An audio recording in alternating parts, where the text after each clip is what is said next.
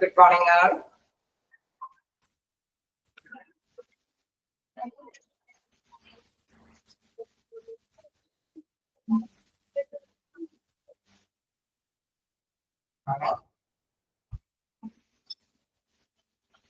Okay, അപ്പോൾ നമ്മൾ കഴിഞ്ഞ ക്ലാസ്സിൽ വെറുതെ സ്റ്റാർട്ട് ചെയ്തിരുന്നു ഹ്യൂമൻ റിസോഴ്സ് മാനേജ്മെന്റുമായി ബന്ധപ്പെട്ട് അല്ലേ?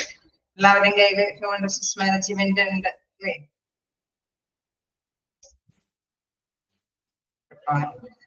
ഓക്കെ ഓക്കെ, അപ്പൊ നമുക്ക് സ്റ്റാർട്ട് ചെയ്യാം അല്ലെ? ഹ്യൂമൻ റിസോഴ്സ് മാനേജ്മെന്റ് എന്താണെന്നുള്ളതൊക്കെ നമുക്ക് സ്റ്റാർട്ട് ചെയ്യാം. ഓക്കെ, ഒരു ഇത്തിരി വലിയ ചാപ്റ്റർ ആണ്, എന്നാലും കുഴപ്പമില്ല, നമുക്കറിയാവുന്ന ടോപ്പിക് ഒക്കെയാണ്. അതായത് നമ്മുടെ മനുഷ്യന്റെ തന്നെ എഫേർട്ടാണ് അല്ലെ? അപ്പൊ അതുകൊണ്ട് തന്നെ അതിനെ കുറിച്ച് മനസ്സിലാക്കാനും എളുപ്പമാണ്. പക്ഷെ കൂടുതൽ വിവരിച്ചു പോകുന്നുണ്ട് എന്നത് മാത്രമാണ്. നോക്കാം എന്താണ് ഹ്യൂമൻ റിസോഴ്സ് മാനേജ്മെന്റ്. നമ്മൾ പറഞ്ഞിരുന്നു ഏതൊരു സ്ഥാപനമാണെങ്കിലും ആ സ്ഥാപനത്തില് മെഷീന്റെ കൺട്രോളിലാണെങ്കിൽ നടക്കുന്നതെങ്കിലും അവിടെ മെയിൻ ഒരു കൺട്രോളർ ഉണ്ടാവും. തീർച്ചയായിട്ടും അവിടെ മനുഷ്യന്റെ എഫേർട്ട് എന്തായാലും മസ്റ്റ് ആണ് അല്ലെ? ആ എഫേർട്ട് എത്രത്തോളം നന്നായിട്ട് വിനിയോഗിക്കുന്നുണ്ടോ അതിന്റെ അടിസ്ഥാനത്തിലായിരിക്കും ഏതൊരു സ്ഥാപനത്തിനും നല്ല റിസൾട്ട് നേടിയെടുക്കാനൊക്കെ ആയിട്ട് സാധിക്കും. അപ്പൊ ഹ്യൂമൻ റിസോഴ്സ് എന്ന് പറയുന്നത് അതുകൊണ്ട് തന്നെ പ്രധാനപ്പെട്ട ഒരു കാര്യമാണ് അല്ലെ? ഏതൊരു സ്ഥാപനത്തിലാണെങ്കിലും പ്രധാനപ്പെട്ട ഒരു ഘടകമാണ് ഹ്യൂമൻ റിസോഴ്സ്, മനുഷ്യന്റെ വിഭവശേഷി എന്ന് പറയുന്നത്. So first paragraph നോക്കാം. In order to achieve the organizational goals which are most likely to be multiple, a well-run organization devises a set of rules, sometimes called policies, programs, rules, regulations, procedures or guidelines. അല്ലെ? അപ്പോ നമ്മളിപ്പോ ഏതൊരു സ്ഥാപനമാണെങ്കിലും നമുക്കറിയാം ഒന്നിലധികം ലക്ഷ്യങ്ങൾ അവർക്ക് നേടണമെന്നുണ്ടാവും അല്ലെ? ഒരു പക്ഷേ നമുക്കറിയാം ഒരു സ്ഥാപനം സ്റ്റാർട്ട് ചെയ്ത് കഴിയുമ്പോൾ എല്ലാവരുടെ ഇടയിൽ അറിയപ്പെടണമെന്നുണ്ടാവാം, എന്താണ് പ്രോഫിറ്റബിൾ ആക്കണമെന്നുണ്ടാവാം. അങ്ങനെ പല പല ലക്ഷ്യങ്ങളോട് കൂടിയിട്ടായിരിക്കും ഏതൊരു സ്ഥാപനം സ്റ്റാർട്ട് ചെയ്യുന്നത്. ആണോ? നിങ്ങളും കൂടി ആക്റ്റീവ് ആവട്ടെ, അപ്പൊ നമുക്ക് സ്മൂത്ത് ആയിട്ട് പോവാം. ശരിയല്ലേ? ഓക്കെ, അപ്പൊ അങ്ങനെ വരുമ്പോൾ നമുക്കറിയാം ഒന്നിലധികം ലക്ഷ്യങ്ങൾ നേടിയെടുക്കണമെങ്കിൽ ആ സ്ഥാപനം തീർച്ചയായിട്ടും എന്താണ് കുറെ പോളിസികൾ അല്ലെ? അവിടെ പോളിസികൾ, നയങ്ങൾ ഉണ്ടാവാം, പ്രോഗ്രാംസുകൾ ഉണ്ടാവാം, നിയമങ്ങൾ ഉണ്ടാവാം, നടപടിക്രമങ്ങൾ ഉണ്ടാവാം, കുറച്ച് മാനദണ്ഡങ്ങൾ ഉണ്ടാവാം. അതിന്റെയൊക്കെ അടിസ്ഥാനത്തിലായിരിക്കും നല്ല രീതിയിൽ ആ ഓർഗനൈസേഷൻ നടന്നുകൊണ്ട് പോകുന്നത് അല്ലെ? അപ്പൊ അതുകൊണ്ട് അത് തന്നെയാണ് അത് പറയുന്നത്, ഈ സെന്റൻസിൽ പറയുന്നത് in order to achieve organization goals അല്ലെ? ഒരു സ്ഥാപനത്തിന്റെ ലക്ഷ്യം നേടിയെടുക്കാനായിട്ട് which are mostly likely to be multiple, a well-run organization devises a set of rules അല്ലെ? അതിന് അതിൻ്റെതായ നിയമങ്ങൾ ഉണ്ടാവും. ആ നിയമങ്ങൾ ഏതൊക്കെ തരത്തിലുള്ളതായിരിക്കാം? പല നയങ്ങളോട് കൂടിയതാവാം, പല പ്രോഗ്രാമോട് കൂടിയതാവാം, പല റൂൾസുകൾ അല്ലെ? നിയമങ്ങളോട് കൂടിയതാവാം, അല്ലെങ്കിൽ നടപടിക്രമങ്ങളോട് കൂടിയ നിയമങ്ങളൊക്കെ ആയിരിക്കും ഏതൊരു സ്ഥാപനത്തിനും ഉണ്ടാവുക അല്ലെ? നല്ല രീതിയിലുള്ള ഒരു ചട്ടക്കൂട് ഉണ്ടെങ്കിൽ ആ സ്ഥാപനം നല്ല രീതിയിൽ തന്നെ ഫ്ലോ ചെയ്യും. അതായത് നല്ല രീതിയിലുള്ള ഒഴുക്കായിരിക്കും ആ സ്ഥാപനത്തിന് ഉണ്ടാവുക. ഓക്കെ അല്ലേ? ക്ലിയർ ആണോ ഫസ്റ്റ് പാരഗ്രാഫ്? ഓക്കെ ആണോ? ഓക്കെ, നമുക്കറിയാം ഒരു സ്ഥാപനത്തിൽ നല്ല നന്നായിട്ട് പോകണമെങ്കിൽ അതിന് അതിൻ്റെതായ ചട്ടക്കൂട് ഉണ്ടാവും അല്ലെ? നിയമാവലികളും പ്രൊസീജിയേഴ്സും നടപടിക്രമങ്ങളൊക്കെ ഉണ്ടാവും. The next paragraph നോക്കുക. 4 types of resources in an organization are money, material, machinery, devices എന്നാണോ ഉദ്ദേശിച്ചത്? എന്താണ് ചോദ്യം? ഒന്നും കൂടി ഒന്ന് മെസ്സേജ് അയക്കാമോ? ഞാൻ അടുത്ത പാരഗ്രാഫിലേക്ക് പോയി.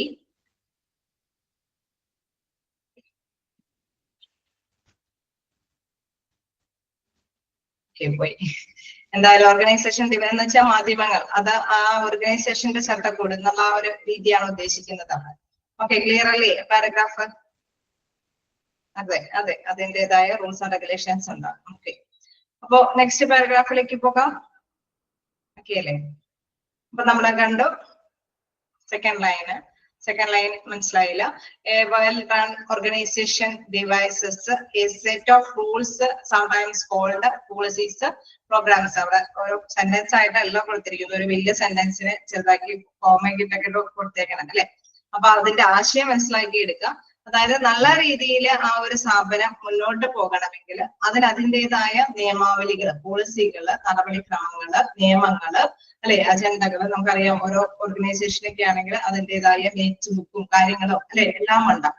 അപ്പൊ അത് തന്നെയാ പറയുന്നത്. അതിന്റെ ആ ഒരു ഓർഗനൈസേഷൻ ഡിവൈസസ് എന്ന് പറയുന്നത്, അതിന്റെ ഒരു മാധ്യമം എന്ന് പറയുന്നത് ആ ഓർഗനൈസേഷൻ ചിലപ്പോൾ നിയമാവലി ആയിരിക്കാം, എന്താണ് മീറ്റിംഗ് ബുക്സുകളായിരിക്കാം, അജണ്ട രൂപേണയായിരിക്കാം.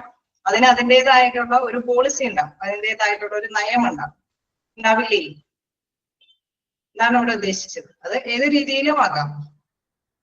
ഓക്കെ, ക്ലിയർ ആയോ?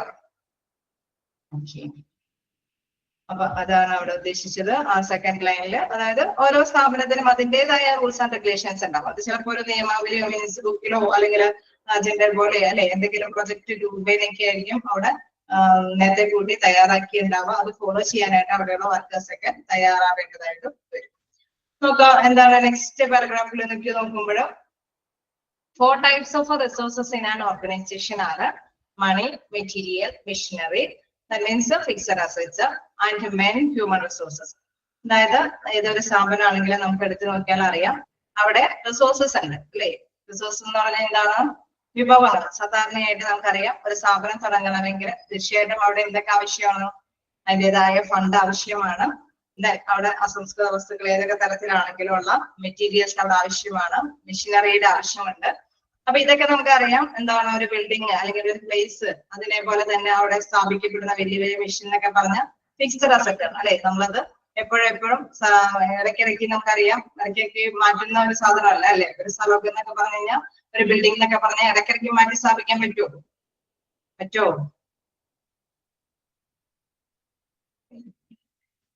ഒരു ഫിക്സഡ് ആയിട്ട് അല്ലെ, ഫിക്സഡ് ആയിട്ട് നമ്മൾ അതിലേക്ക് ഇൻവെസ്റ്റ് ചെയ്യുന്നതാണ്. അതേമാതിരി തന്നെ മെൻ ഉണ്ട് അല്ലെ, ഹ്യൂമൻ റിസോഴ്സസും ഉണ്ട്. അതായത് നമുക്കറിയാം അവിടെ മനുഷ്യന്റെ വിഭവശേഷിയും കൂടി ഉൾപ്പെടുത്തിയിട്ടാണ് ഏതൊരു സ്ഥാപനം മുന്നോട്ട് പോകാനായിട്ട് സാധിക്കുന്നത്. An organization cannot accomplish their objectives without the human effort. ഏതൊരു സ്ഥാപനമാണെങ്കിലും എന്താണ് അവയ്ക്ക് മനുഷ്യന്റെ ആ ഒരു കഴിവ്, എഫേർട്ട് അല്ലെ, ആ വിഭവശേഷി ഇല്ലാതെ യാതൊന്നും അല്ലെ അക്കംപ്ലിഷ് ചെയ്യാനായിട്ട് നേടാനായിട്ട് സാധിക്കുകയില്ല. അതായത് നേടണമെങ്കിൽ തീർച്ചയായിട്ടും അവിടെ മനുഷ്യന്റെ വിഭവശേഷി മസ്റ്റ് ആയിട്ടും യൂട്ടിലൈസ് ചെയ്യേണ്ടതാണ്. An organization cannot accomplish their objectives without the human effort. മനുഷ്യന്റെ വിഭവശേഷി ഇല്ലാതെ അല്ലെങ്കിൽ മനുഷ്യന്റെ കഴിവില്ലാതെ ആ ഓർഗനൈസേഷന് ഗോൾസ് അല്ലെ ലക്ഷ്യം നേടിയെടുക്കാൻ സാധിക്കില്ല. Then managing the human component is the pivotal and most important task because all else depend on how well it is done.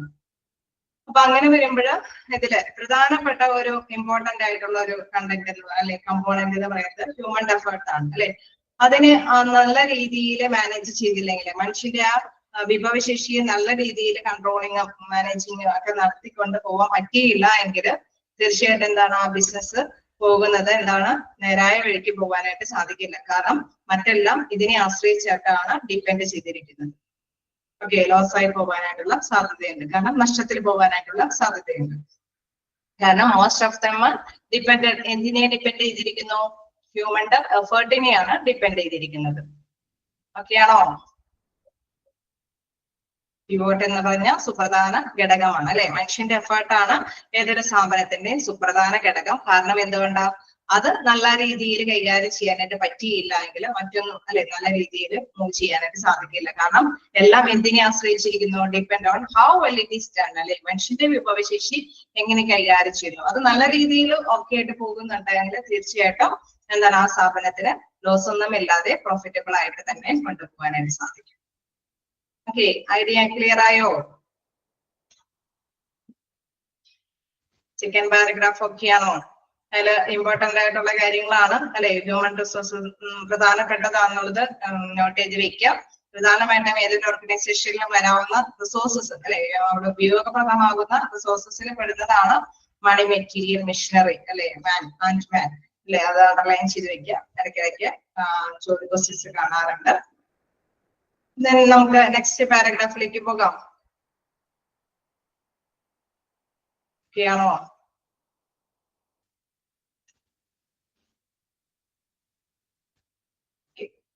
Continue ചെയ്യാം. As A result the managers have a prime responsibility not only for the behavior and performance of other people but also of their own department. അപ്പൊ നമുക്ക് മനസ്സിലാവാം മാനേജ്മെന്റിനെ സംബന്ധിച്ച് അല്ലെ, അവിടുത്തെ ആ ഒരു manager പൊസിഷനിൽ ഇരിക്കുന്നവരെ സംബന്ധിച്ച് ഒരു കാര്യം വ്യക്തമാണ്. എന്താണ് മറ്റുള്ളവരുടെ ആ പെരുമാറ്റ പ്രകടന കാര്യങ്ങളെ കൊണ്ട് മാത്രം ആശ്രയിച്ചല്ല ആ ബിസിനസ് നന്നായിട്ട് പോകുന്നത്, അല്ലെ? സ്വന്തം കഴിവിനെ കൂടി മുൻതൂക്കം നൽകേണ്ട കാര്യമുണ്ട്. കാരണം നമുക്കറിയാം നല്ല രീതിയിൽ തന്നെ അലൈൻമെന്റ് ഒക്കെ അവിടെയുള്ള വർക്കേഴ്സിനൊക്കെ കാര്യങ്ങളൊക്കെ ചെയ്ത് കൊടുത്തില്ല എങ്കിൽ തീർച്ചയായിട്ടും എന്താണ് ആ ബിസിനസ് ഫേം ലോസിലേക്ക് പോകാനായിട്ടുള്ള സാധ്യത ഉള്ളത് കൊണ്ട് തന്നെ അവിടെ മാനേജ്മെന്റ് ഡിപ്പാർട്ട്മെന്റ്, അല്ലെ, അവിടെ സ്വന്തം ഡിപ്പാർട്ട്മെന്റിൽ കൂടി ശ്രദ്ധ കേന്ദ്രീകരിക്കേണ്ടതുണ്ട്. The greater the commitment of the members to organization goals, the greater is the degree of effectiveness with which the organization works. അതായത് നമുക്കൊരു അല്ലെ ഒരു കമ്മിറ്റ്മെന്റ് കേസ് നമുക്കിപ്പോ ഒരു അവിടെയുള്ള വർക്കേഴ്സിനോടൊക്കെ ഉള്ള ഒരു നല്ല അറ്റാച്ച്മെന്റ് ഉണ്ടായെങ്കിൽ അവരും തീർച്ചയായിട്ടും ആ ഒരു ഫേമിനോട് ഒരു അറ്റാച്ച്മെന്റ് കാണിക്കും, അല്ലെ? അവർ സ്പീഡ് വർക്ക് ചെയ്യാനായിട്ട് ശ്രദ്ധിക്കും, അവരെ മാക്സിമം എന്താണ് എഫേർട്ട് എടുത്തുകൊണ്ട് തന്നെ ലക്ഷ്യം നേടിയെടുക്കാനൊക്കെ ആയിട്ടുള്ള ഒരു സന്നദ്ധത അവിടെയുള്ള വർക്കേഴ്സിന്റെ ഇടയിൽ ഉണ്ടാവും. ഇൻ കേസ് അവരോട് നമുക്കൊരു കമ്മിറ്റ്മെന്റ്, മാനേജ്മെന്റ് തരത്തിലുള്ളവർക്ക് യാതൊരു കമ്മിറ്റ്മെന്റും ഇല്ല എങ്കിൽ എന്താണ് അതിന്റെ റിസൾട്ടും എന്തായിരിക്കും? അവിടെയുള്ള വർക്കേഴ്സ് ഒക്കെ എന്താണ് വളരെ എഫേർട്ട് എടുത്തൊന്നും വർക്ക് ചെയ്യില്ല, അല്ലെ? അവര് മാക്സിമം എഫേർട്ട് എടുക്കാനായിട്ട് തയ്യാറാവില്ല. ശരിയാണോ?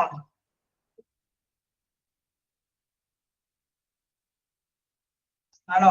അതെ അല്ലെ? അപ്പൊ സാധാരണയായിട്ട് അങ്ങനെയാണ്, അല്ലെ? പൊതുവെ നമ്മൾ ഏതൊരു സ്ഥാപനത്തിൽ എടുത്തു നോക്കിയാലും അവിടെയുള്ള വർക്കേഴ്സിന് നല്ലൊരു പരിഗണന, നമുക്കറിയാം കുറെ അവർക്ക് വേണ്ടിയിട്ട് എന്തെങ്കിലുമൊക്കെ ആനുകൂല്യങ്ങളും കാര്യങ്ങളൊക്കെ ചെയ്തു കൊടുക്കുന്നുണ്ടെങ്കിൽ തീർച്ചയായിട്ടും അവിടെ വർക്ക് ചെയ്യാൻ പോകാനായിട്ട് അവിടെയുള്ള തൊഴിലാളിക്ക് ഇഷ്ടമായിരിക്കും.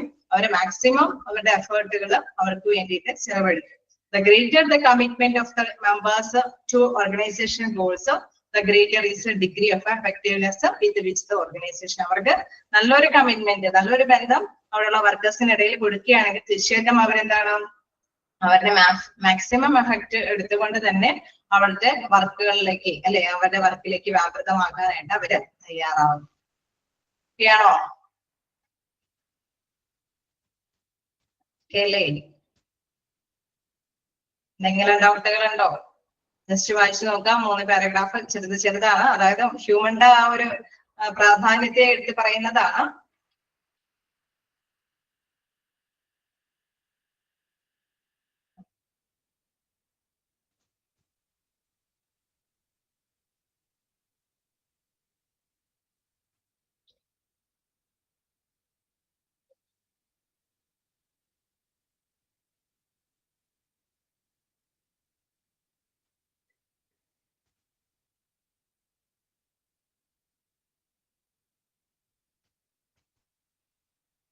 അല്ലേ? കണ്ടിന്യൂ ചെയ്തോട്ടെ. അത് മനുഷ്യന്റെ ആ ഓരോ പ്രത്യേകതകൾ എടുത്ത് പറയുന്നതാണ് ഈ ഒരു ഫസ്റ്റ്, എന്താ പറയാ, ഫസ്റ്റ് ഇതില് പേജ് മുഴുവനും അത് തന്നെയാണ് വിവരിച്ചു പോകുന്നത്. ഓക്കെ, നമുക്ക് നെക്സ്റ്റ് പാരഗ്രാഫിലേക്ക് നോക്കാം. Human resources or people at work are the major component of an organisation. നമുക്കറിയാം ഏതൊരു സ്ഥാപനത്തിലും പ്രധാനപ്പെട്ട ഘടകം എന്ന് പറയുന്നത് അവിടുത്തെ ആരായിരിക്കും? നിങ്ങൾ തന്നെ ഒന്ന് വേഗം പറഞ്ഞോളൂ. അവിടുത്തെ ഹ്യൂമൻ ആയിരിക്കും, അല്ലെ? അവിടുത്തെ വർക്കേഴ്സ് ആയിരിക്കും. മനുഷ്യന്റെ വിഭവശേഷി അല്ലെങ്കിൽ അവിടുത്തെ വർക്കേഴ്സ്, പീപ്പിൾസ്, അവിടെയുള്ള വർക്കേഴ്സ് ആയിരിക്കും ഏറ്റവും പ്രധാനപ്പെട്ട ഘടകം, അല്ലെ? ഒരു ഓർഗനൈസേഷനെ സംബന്ധിച്ച് എടുത്തു നോക്കുകയാണെങ്കിൽ മേജർ കമ്പോണന്റ് എന്ന് പറയുന്നത് അവിടുത്തെ വർക്കേഴ്സ് അല്ലെങ്കിൽ ഹ്യൂമൻ റിസോഴ്സസ് ആണ്. Then it is the human resources which is the most important in the success of any organization, because most of the problems in organizational settings are human and social rather than physical, technical or economic.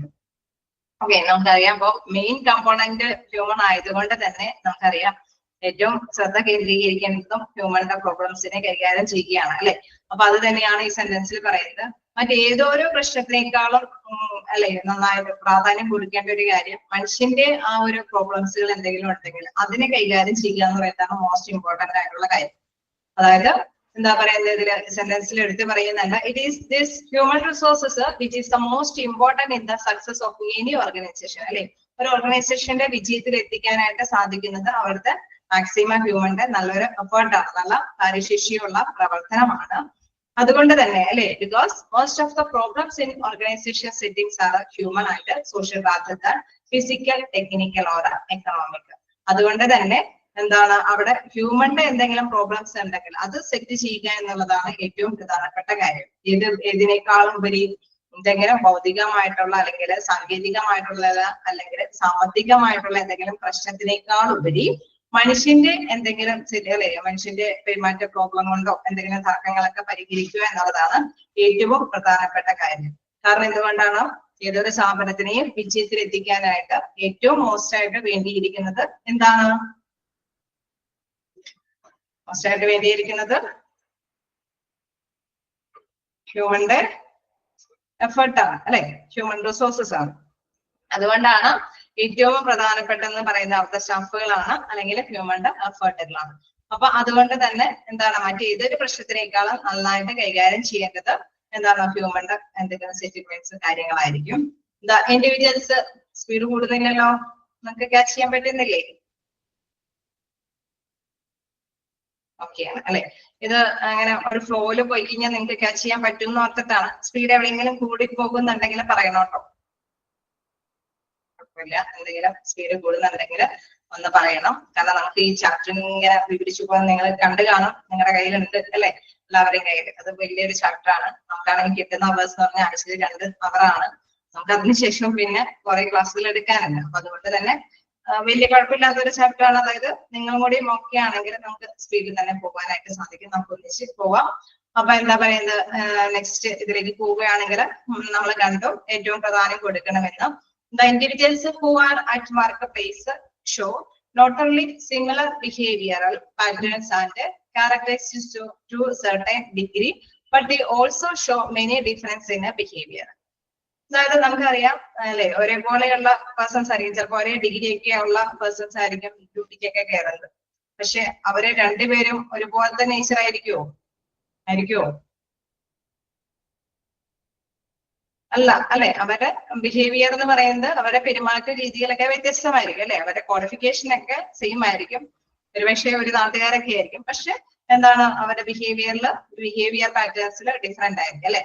And the characteristics to certain degree, but they also show many difference in behavior അല്ലെ. ഒരു ചിലപ്പോ ഒരേപോലത്തെ പെരുമാറ്റമായിരിക്കും എന്ന് വെച്ചാൽ അവരെ സാമാന്യം വലിയ കുഴപ്പമൊന്നുമില്ല. പക്ഷെ എങ്കിൽ കൂടി എന്താണ് അവരുടെ പെരുമാറ്റ രീതിയിൽ എന്തെങ്കിലും ഡിഫറൻസ് തീർച്ചയായിട്ടും കണ്ടെത്താനായിട്ട് സാധിക്കും. Each individual who works has its own set of needs, drives, goals and experience. Okay, അപ്പൊ ഓരോ വർക്കേഴ്സും എന്താണ് വർക്ക് ചെയ്യുന്നത് അവരുടെ പ്രത്യേകമായിട്ടുള്ള ആവശ്യങ്ങൾക്കും അല്ലെങ്കിൽ എന്തെങ്കിലും ലക്ഷ്യങ്ങൾ നേടിയെടുക്കാനായിട്ട് അല്ലെങ്കിൽ നല്ല പ്രത്യേകമായിട്ടുള്ള കഴിവുകളോട് കൂടിയിട്ടായിരിക്കും അവിടെ ഓരോ വർക്കേഴ്സും അവിടെ വർക്ക് ചെയ്യുന്നത്. Then each human being is a product of his biological inheritance as well as the result of interactions with his environment. അതായത് നമുക്കറിയാം ജന്മസിദ്ധമായ ചില കഴിവുകൾ കൂടി ഉണ്ടാവും അല്ലെ, പാരമ്പര്യമായിട്ടുള്ള ചില ഘടകങ്ങൾ ഉണ്ടാവും. ചില വ്യക്തികൾ നമുക്കറിയാം അക്കാദമിക് ക്വാളിഫിക്കേഷനിൽ ചിലപ്പോൾ നല്ല അല്ലെ, മറ്റുള്ളവരെ അപേക്ഷിച്ച് അത്രയും മാർക്കുകളൊന്നും കാണിച്ചെന്ന് വരില്ല. പക്ഷെ അവരുടെ എന്താണ് അവർ ചിലപ്പോൾ ഒരു ടീച്ചിങ് സ്റ്റൈലൊക്കെ എന്ന് പറഞ്ഞു കഴിഞ്ഞാൽ അവരുടെ എന്താണ് ജനറേഷനൊക്കെ ചിലപ്പോൾ ടീച്ചർമാരായിരിക്കും. അപ്പൊ അവർക്ക് എന്താണ് പൈതൃകമായിട്ട് ചില കഴിവുകൾ ഉണ്ടാവില്ലേ? ഉണ്ടാവോ? ശരിയാണോ? ചില ടെക്നിക്കലായിട്ടുള്ള കഴിവുകൾ, ചില സ്പോർട്സ് സ്പിരിറ്റുകളൊക്കെ, അതൊക്കെ എന്ന് വെച്ച് കഴിഞ്ഞാൽ നമുക്കറിയാം അല്ലെ, പാടാനൊക്കെ ആയിട്ടുള്ള കഴിവുകൾ, അതൊക്കെ കുറെയൊക്കെ ജന്മസിദ്ധമായിട്ട് തന്നെ അവർക്ക് പാരമ്പര്യമായിട്ട് തന്നെ കിട്ടുന്നതാണ് അല്ലെ. ശരിയല്ലേ? അപ്പൊ അത് തന്നെ അവിടെ എടുത്ത് പറയുന്നത് ചിലതൊക്കെ പറയുന്നത് ജന്മസിദ്ധമായിട്ടുള്ള കുറെ കഴിവുകളാണ്. അതോടൊപ്പം തന്നെ അവർക്ക് അല്ലെ ആ എൻവയൺമെന്റിനോടും പരിസ്ഥിതിയോടും ചില ഇടപെടലുകളുണ്ട് അല്ലെ. നല്ല രീതിയിൽ തന്നെ പരിസ്ഥിതിയോട്, അതായത് ചുറ്റുപാടിനോടൊക്കെ നല്ല മാന്യമായ രീതി പുലർത്തുന്നവരൊക്കെ ഉണ്ടാവാം. People come to the workplace with some specific motives like to earn money, to go get the employment, to have better prospects in the future, to be treated as a human being while they are at the place of work. അതായത് ചിലപ്പോൾ നമുക്കറിയാം ഓരോരുത്തരും ജോലിക്ക് വരുമ്പോൾ അവർക്ക് അവരുടേതായ ലക്ഷ്യങ്ങളോട് കൂടിയിട്ടായിരിക്കും വരുന്നത്. ഉണ്ടാവില്ലേ?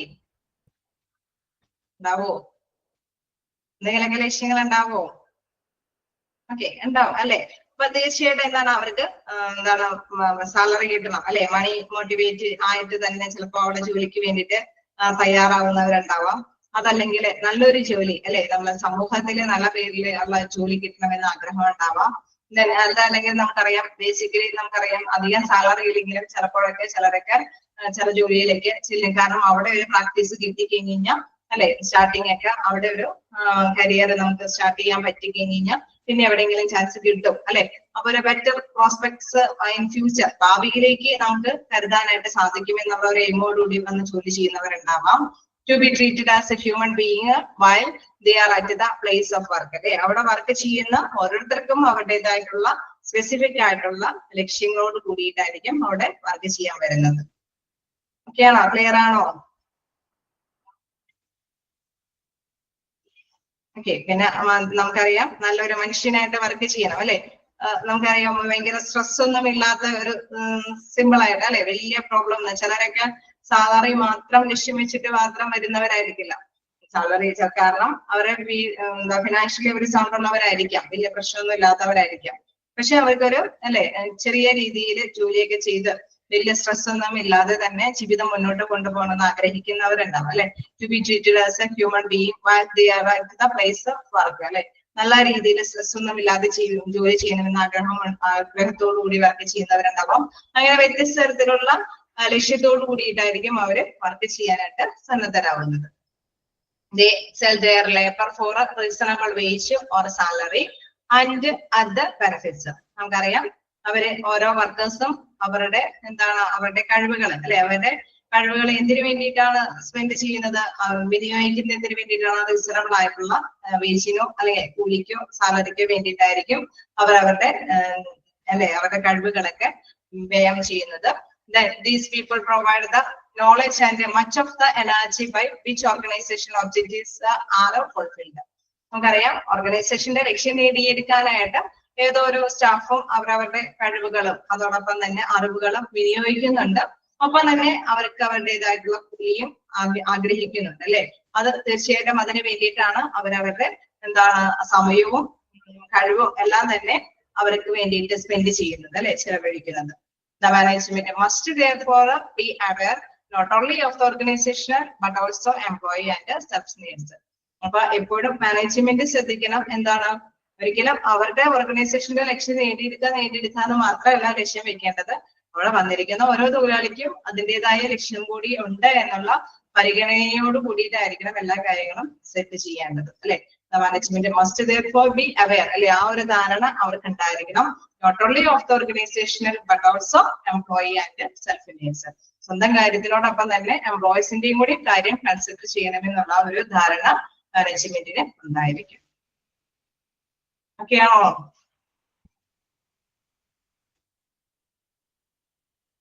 ഒക്കെയാണ് അവരുടെ ഐഡിയാസ് ഇങ്ങനെ പറഞ്ഞു പോകുന്നതാണ്. നമുക്ക് എല്ലാവർക്കും അറിയാവുന്ന കാര്യങ്ങളൊക്കെ തന്നെയാണ്. ഒരു സ്ഥാപനത്തിൽ വർക്ക് ചെയ്യാൻ പോകുമ്പോൾ തീർച്ചയായിട്ടും ഇതൊക്കെ ആഗ്രഹിക്കുന്നുണ്ട് അല്ലെ. അത് മാത്രമല്ല അത് പരിഗണിക്കേണ്ടതും മോസ്റ്റ് ഇമ്പോർട്ടന്റ് ആണ്. കാരണം അവർക്ക് കൂടുതൽ എഫേർട്ട് വേണമെങ്കിൽ നല്ല സാറ്റിസ്ഫൈഡ് ആയിട്ട് അവിടെയുള്ള വർക്കേഴ്സിനെ തൃപ്തിപ്പെടുത്തേണ്ടത് ആവശ്യമാണ് അല്ലെ. ഓക്കെ ആണോ? സ്പീഡ് കൂടുതലായിട്ട് തോന്നുന്നുണ്ടോ? ഇങ്ങനെ ഓരോ പോയിന്റ്സ് ഇങ്ങനെ വിവരിച്ചു പോകാനുണ്ട്. ഓക്കെ, എവിടെയെങ്കിലും നിങ്ങൾ വായിച്ചു നോക്കിയിട്ട് ഏതെങ്കിലും പോയിന്റ്സ് ഉണ്ടെങ്കിൽ ഒന്ന് ചോദിക്കാം.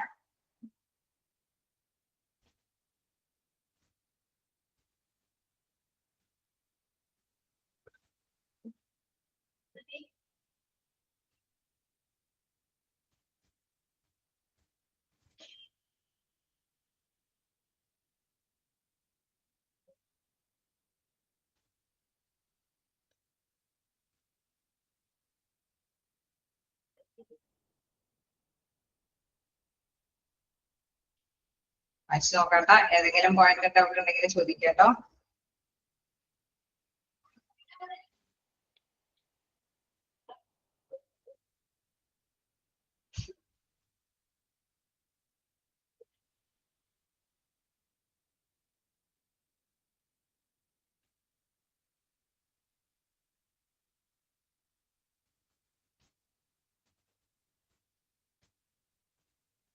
വായിക്കുന്നുണ്ടോ? ഒരു ഡൗട്ടും കാണുന്നില്ല. നിങ്ങൾക്ക് സിമ്പിൾ ആയിട്ട് വായിച്ചാൽ മനസ്സിലാവുന്നതാണ്. എന്തെങ്കിലും ഡൗട്ട് ഉണ്ടെങ്കിൽ ചോദിക്കാം.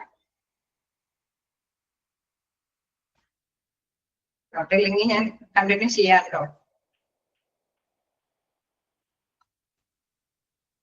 കണ്ടിന്യൂ ചെയ്തോട്ടെ.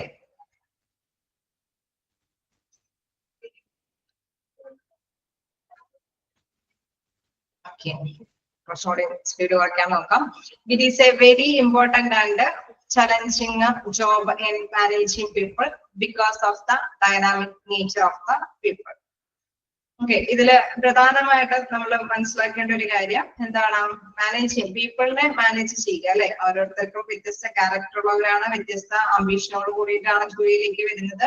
അങ്ങനെ ഉള്ള കാര്യങ്ങളൊക്കെ നമ്മൾ ഈ പാരഗ്രാഫിൽ കണ്ടു അല്ലെ. അപ്പൊ അവിടെയുള്ള എംപ്ലോയീസിനെ അവരുടെ കാര്യങ്ങളെ കൈകാര്യം ചെയ്യുക എന്നുള്ളതാണ് പ്രധാനപ്പെട്ട വെല്ലുവിളി. ആരെ സംബന്ധിച്ചായിരിക്കും?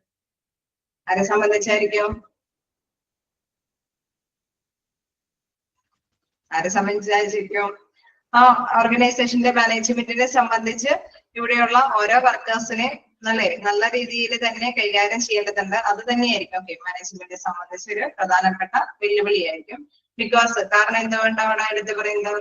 അവരുടെ പീപ്പിൾസിന്റെ നേച്ചർ എന്ന് പറയുന്നത് ഡൈനാമിക് ആണ് അല്ലെ. അവരുടെ വ്യത്യസ്തമായിട്ടുള്ള നേച്ചറോട് കൂടിയിട്ട് ചലനാത്മകമായിട്ടുള്ള നേച്ചറാക്കി വരും. പക്ഷെ അവരെ ആദ്യമൊക്കെ നമുക്കറിയാം, നമ്മൾ ഏതൊരു മനുഷ്യനും അങ്ങനെയാണ്, ആദ്യം ബേസിക് നീഡ്സ് സാറ്റിസ്ഫൈ ചെയ്യണമെന്നായിരിക്കും.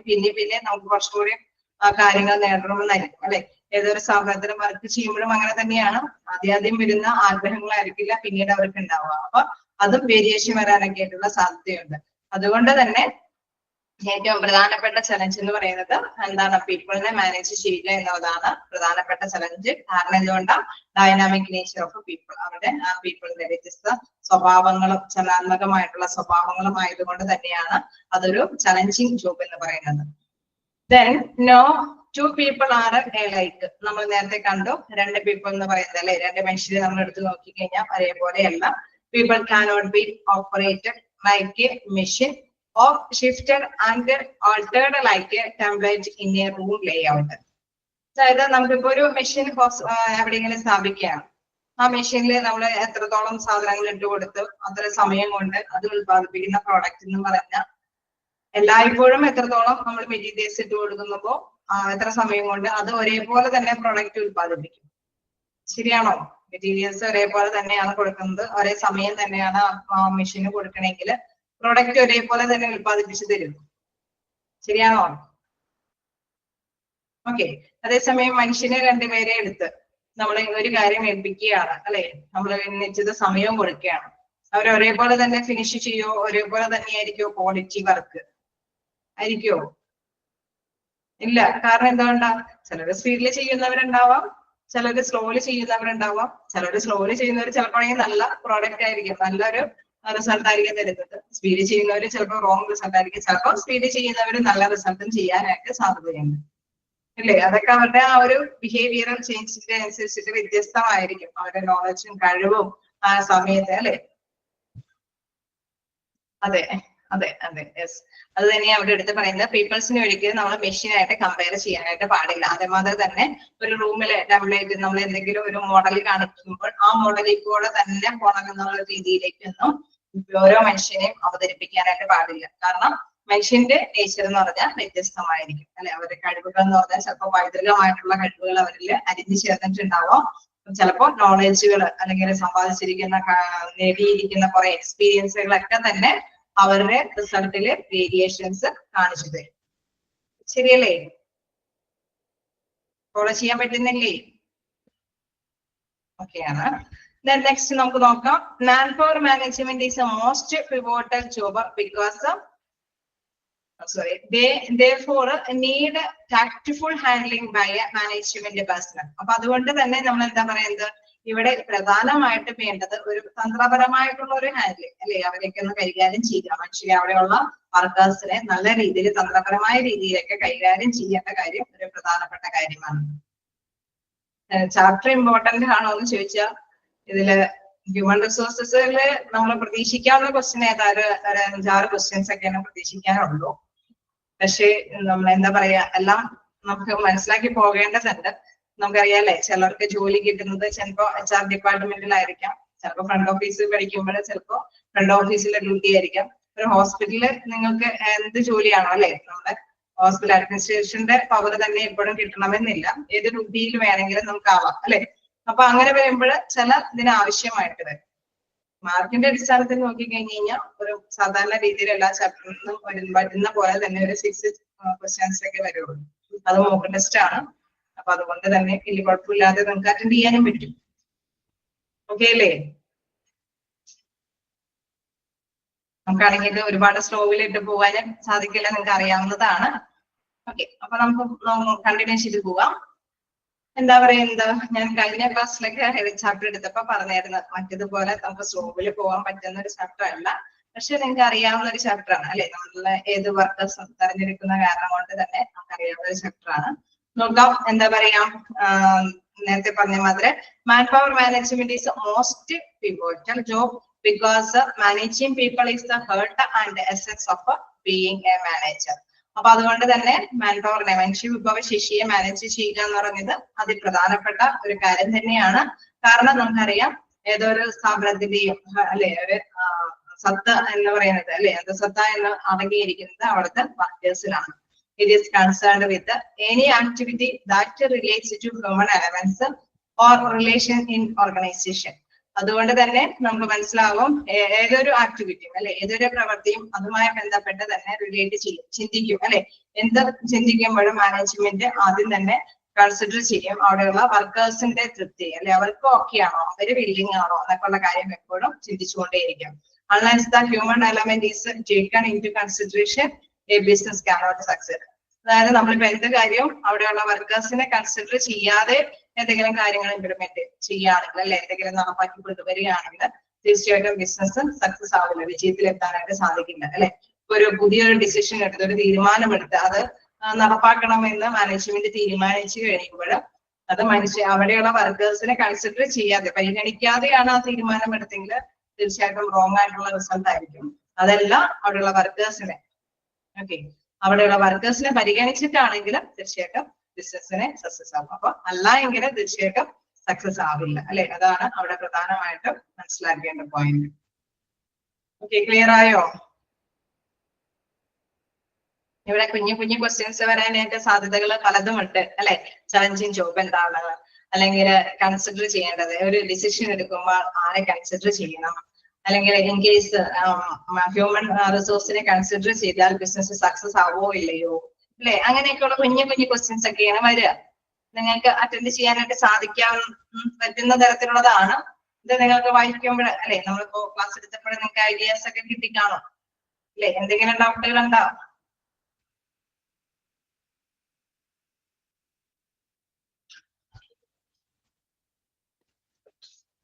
വായിച്ചു നോക്കാം.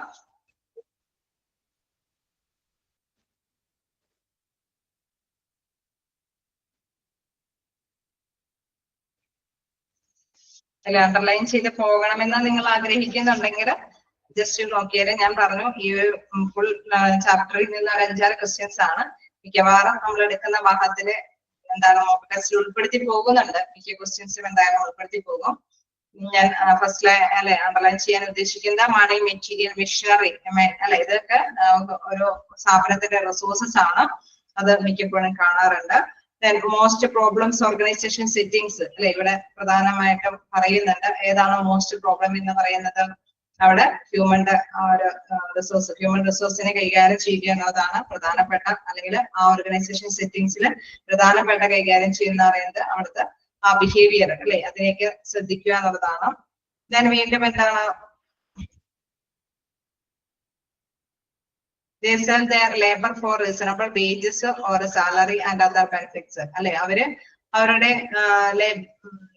ഇത് അല്ലെ, അവരുടെ കഴിവുകളെ എന്തിനു വേണ്ടിയിട്ടാണ് വിളിക്കുന്നത്? തീർച്ചയായിട്ടും certain ഒരു ബെനിഫിറ്റ്സിന് വേണ്ടിയിട്ട് അല്ലെ, നിശ്ചിത വേജിനോ സാലറിക്കോ വേണ്ടിയിട്ടായിരിക്കും അവരവരുടെ കഴിവുകളൊക്കെ വ്യയം ചെയ്യുന്നത്, അവിടേക്ക് ഉപയോഗിക്കാൻ ഏതൊരു സ്ഥാപനത്തിലേക്കും വ്യയം ചെയ്യുന്നത്. ദെൻ നെക്സ്റ്റ് പറയുകയാണെങ്കിൽ the management must therefore be aware not only the organizational but also employee and self-needs അല്ലെ.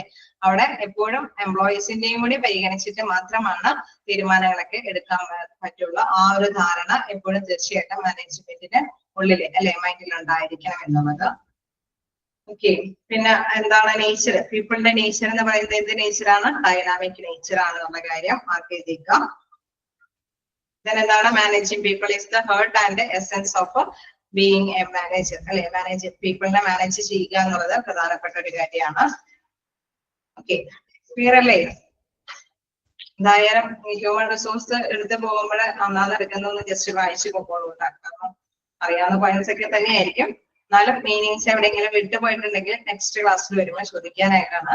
അപ്പൊ നിങ്ങൾ മറക്കാതെ തന്നെ വായിച്ചു പോവുക. ഞാൻ കണ്ടിന്യൂ ചെയ്തോട്ടെ.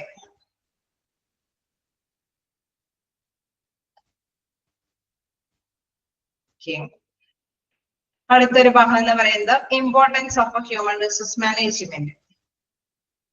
ഇമ്പോർട്ടൻസ് ഓഫ് ഹ്യൂമൻ റിസോഴ്സ് മാനേജ്മെന്റിൽ എന്താണ് അതിന്റെ പ്രാധാന്യം എന്നുള്ളത് നോക്കാം. There are 3 stance points അല്ലെ, പ്രധാനമായിട്ടും 3 points ആയിട്ടാണ് തിരിച്ചിരിക്കുന്നത്. ഫസ്റ്റ് വൺ പറയുന്നത് സോഷ്യൽ സിഗ്നിഫിക്കൻസ്. എന്താണ് സോഷ്യൽ സിഗ്നിഫിക്കൻസ് എന്ന് പറയുന്നത്? Proper management of A personal increases their dignity by satisfying their social needs.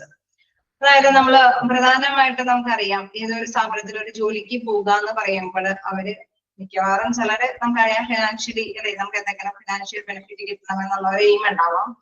അതോടൊപ്പം തന്നെ പ്രധാനമായിട്ട് അല്ലെ നമ്മള് ഒരുപാട് പഠിച്ചിട്ട് ചിലപ്പോൾ ചീപ്പായിട്ടുള്ള ഒരു സാലറി ഒക്കെ ആയിരിക്കും. പക്ഷെ എങ്കിൽ കൂടി ആ ജോലിക്ക് പോകാനായിട്ട് തയ്യാറാവുന്നത് എന്തുകൊണ്ടാവും? അവിടെ നമുക്ക് നമ്മുടേതായ ഒരു അന്തസ്സ് കീപ്പ് ചെയ്യണം അല്ലെ, ആ ഒരു എയിമും കൂടി ഉണ്ടാവുമോ?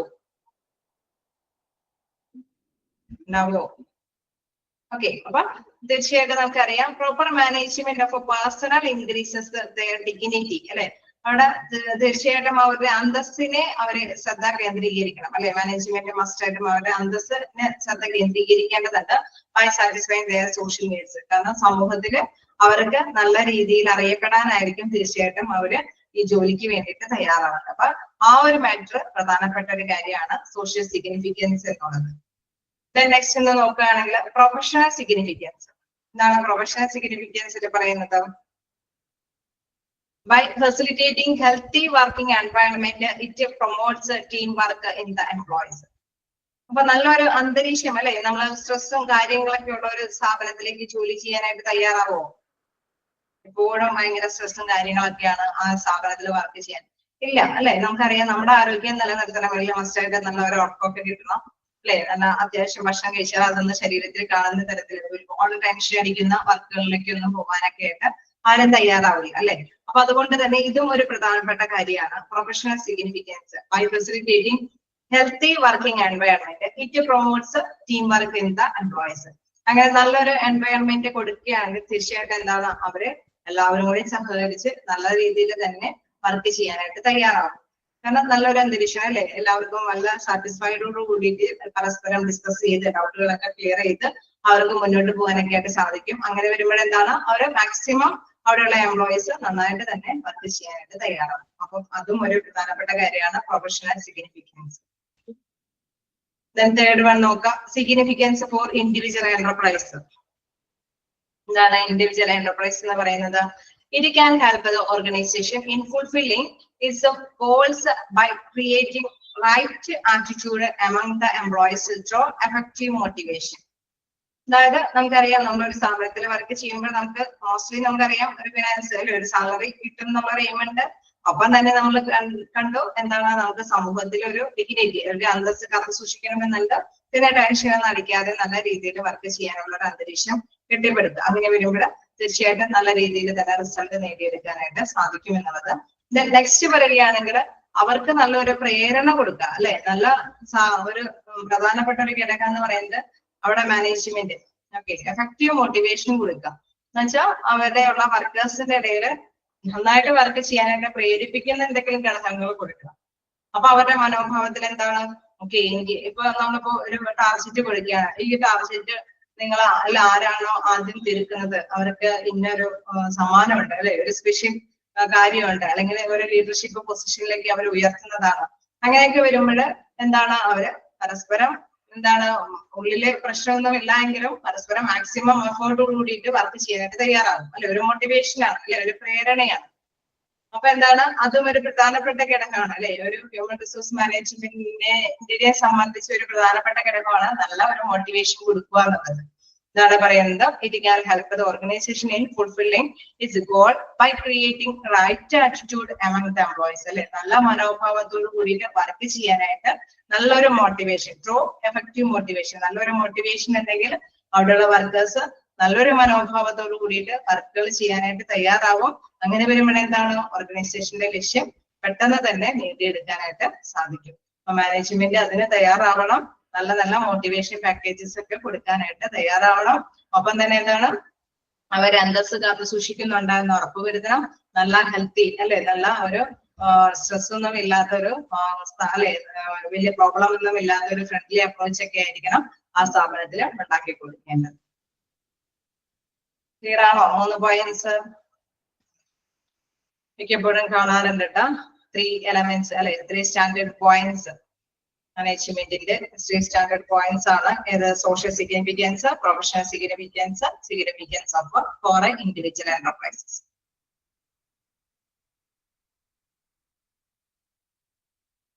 ഫസ്റ്റ് പോയിന്റ് എന്ന് പറയുന്നത് social significance. Proper management of personnel increases their dignity by satisfying their social needs. നല്ലൊരു മാനേജ്മെന്റ് അല്ലെ, അവരുടെ സമൂഹത്തിന്റെ ആവശ്യങ്ങൾ, അവിടെയുള്ള വർക്കേഴ്സിന്റെ സമൂഹത്തിലുള്ള ആവശ്യങ്ങൾ നിറവേറ്റാനായിട്ട് നല്ലൊരു മാനേജ്മെന്റ് അല്ലെ ഉണ്ടാകാൻ സാധിക്കുമെന്നുള്ളതാണ്. കാരണം എന്താ, അവർക്ക് നല്ലൊരു പൊസിഷനിൽ അല്ലെ, അവരെ താഴ്ത്തിക്കെട്ടാനൊന്നും ശ്രമിക്കാത്ത ഒരവസ്ഥയില് അവർക്ക് ഓരോ ചിലപ്പോഴെങ്കിൽ നമുക്കറിയാം ചെറിയ ജോലിയാണെങ്കിലും അവർക്കൊരു ID കാർഡൊക്കെ കൊടുത്ത് ഒരു പൊസിഷനൊക്കെ കൊടുത്തു കഴിയുമ്പോൾ എന്താണ് അവർക്കൊരു സമൂഹത്തിൽ ഒരു വിലയുണ്ടാവും. ഉണ്ടാവില്ലേ? ഉണ്ടാവോ?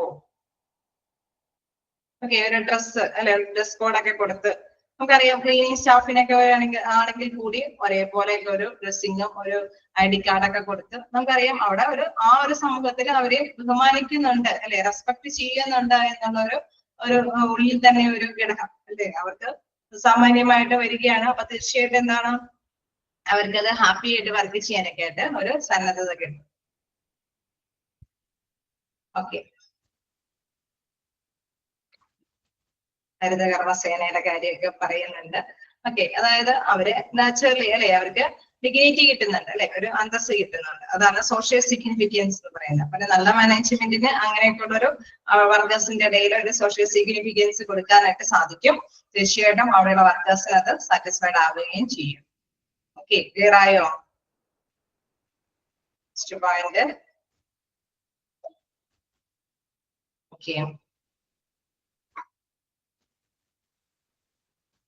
എന്തെങ്കിലും വേറെ എന്തെങ്കിലും?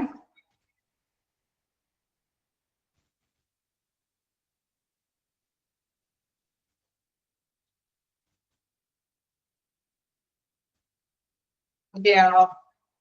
നമുക്ക് താഴേക്ക് ഒരു ഭാഗം കൂടി നോക്കാം.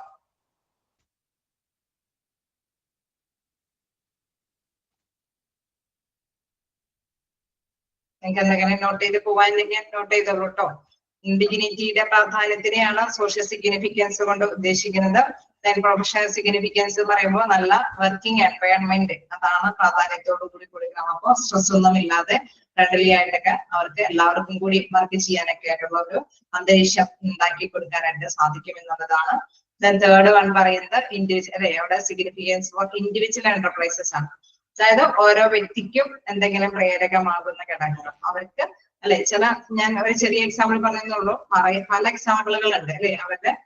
അവരെ പ്രേരിപ്പിക്കാൻ പറ്റുന്ന പല ഘടകങ്ങളുണ്ട്. ചിലർക്ക് സാലറി കൂട്ടി കൊടുക്കും, ചിലർക്ക് സമൂഹത്തിൽ അംഗീകാരം കൊടുക്കും, ചിലർക്ക് പൊസിഷൻ കൊടുക്കും, നല്ലൊരു പൊസിഷൻ കൊടുക്കും, ചിലപ്പോൾ അല്ലെ മീറ്റിങ്ങിലൊക്കെ പങ്കെടുക്കാനുള്ള അവസരങ്ങൾ കൊടുക്കും. അങ്ങനെ പല രീതിയിലുള്ള മോട്ടിവേഷൻസ് ഇവർക്ക് കൊടുക്കാനായിട്ട് സാധിക്കും. അങ്ങനെ കൊടുക്കുമ്പോൾ തീർച്ചയായിട്ടും അവിടെയുള്ള വർക്കേഴ്സിന് അല്ലെ നല്ല രീതിയിൽ വർക്ക് ചെയ്യാനായിട്ട് നല്ല ഒരു മനോഭാവം, ഒരു ആറ്റിറ്റ്യൂഡ് നേടിയെടുക്കാനായിട്ട് സാധിക്കും. ഓക്കെ, ക്ലിയർ അല്ലേ?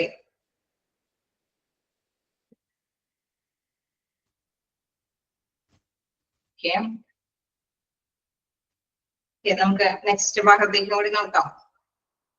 Personnel management versus human resource management.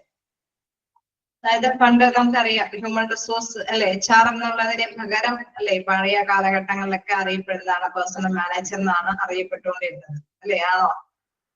ഇപ്പോഴല്ലേ HRM ഡിപ്പാർട്ട്മെന്റ് ഒക്കെ വന്നു തുടങ്ങിയത്. വർഷങ്ങൾക്കൊക്കെ മുമ്പ് HR എന്നുള്ള ഒരു പോസ്റ്റ് ഉണ്ടായിരുന്നോ?